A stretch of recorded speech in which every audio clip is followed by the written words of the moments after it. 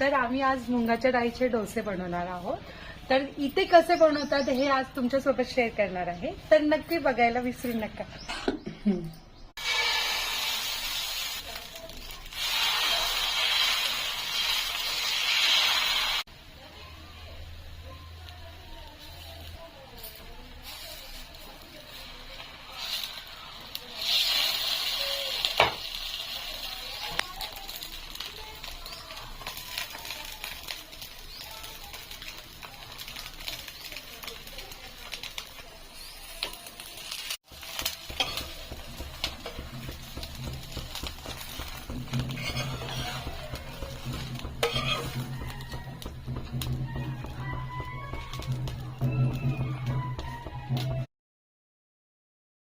नाव आहे स्पेसर अट्टू।